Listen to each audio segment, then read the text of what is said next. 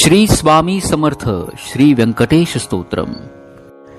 व्यंकटेशो वासुदेवः प्रद्युम्नोमित विक्रमः संकर्षणो अनिरुद्धश्च शेषाद्रिपतिरेव च जनार्दनः पद्मनाभो व्यंकटाचलवासिनः सृष्टिकर्ता जगन्नाथो माधवो भक्तवत्सलः गोविन्दो गोपति कृष्ण केशवो गरुडोध्वजः वराहो वामनश्चैव नारायण अधोक्षजः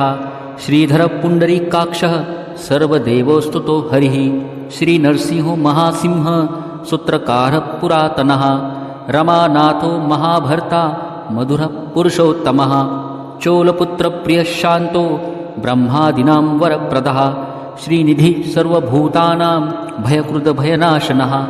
श्रीरामो रामभद्रश्च भवबन्धैकमोचकः भूतावासो गिरावास श्रीनिवास श्रियपतिः अच्युतानन्त गोविन्दो विष्णुर्वेङ्कटनायकः सर्वदेवैकशरणं सर्वदेवैकदैवतं समस्तदेवकवचं सर्वदेवशिखामणिः इतिदं कीर्तितं यस्य विष्णोरमिततेजसः त्रिकाले यः पठे नित्यं पापं तस्य न विद्यते राजद्वारे पठेत् घोरे संग्रामे रिपुसङ्कटे भूतसर्पपिशाचादि भयं नास्ति कदाचन अपुत्रो लभते पुत्रान् निर्धनो धनवान् भवेत् रोगार्तो मुच्यते रोगात् बद्धो मुच्येत बन्धनात् यद्दिष्टतमं लोके तत्तत् प्राप्नोत्य संशयः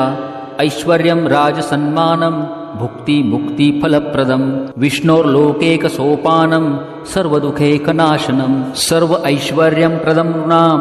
सर्वमङ्गलकारकं मायावी परमानन्द त्यक्त्वा वैकुण्ठमुत्ततं स्वामी पुष्करिणीतीरे रमया सह मोदते